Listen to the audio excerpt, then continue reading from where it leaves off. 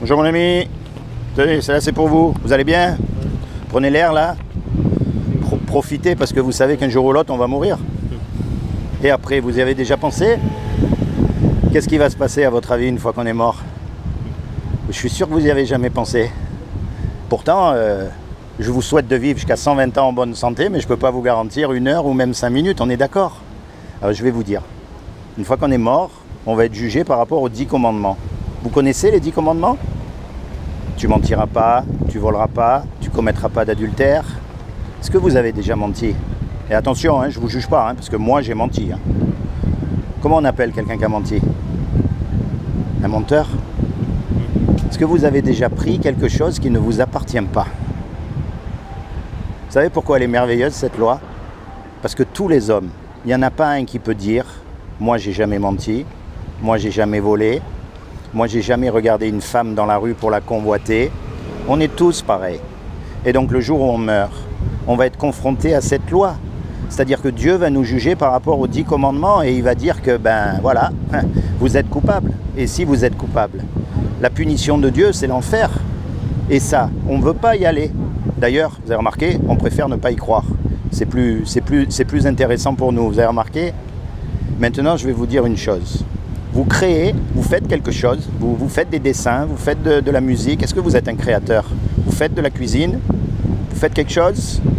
En général, un créateur, il aime sa création. On est d'accord? Et Dieu, comme c'est lui qui nous a créés, il nous aime. Et à vous en particulier. Et comme il vous aime, il ne veut pas que vous alliez en enfer. Donc il a fait quelque chose pour que malgré que vous et moi, on soit coupables, on puisse éviter d'aller en enfer. Est-ce que vous savez ce qu'il a fait? Parce que ça, c'est la chose la plus importante à savoir. Que l'on soit malade, que l'on soit riche, que l'on soit en prison, un jour on va mourir et ça va s'arrêter. Et ce jour-là, vous savez, il y a des gens qui jouent au loto.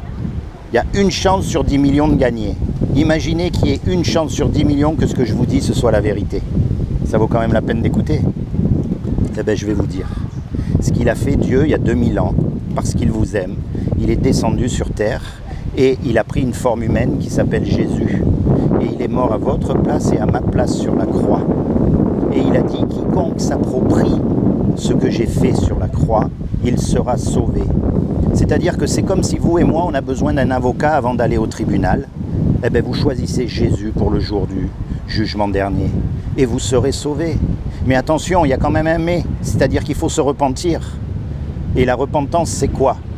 À partir d'aujourd'hui, mon ami, moi, je ne vous demande pas d'aller dans une église ou dans une secte. Quand vous êtes tout seul, parlez à Jésus, parlez à Dieu. Dites-lui que vous êtes en colère, dites-lui que vous n'y croyez pas, dites-lui ce que vous avez dans le cœur, mais commencez à vous rapprocher de lui. Comme ça, le jour du jugement dernier, eh bien, vous irez du bon côté avec lui. Ok? Merci beaucoup. C'est comment votre prénom? Christophe. Christophe, moi c'est Laurent. Sois béni, Christophe. Au revoir.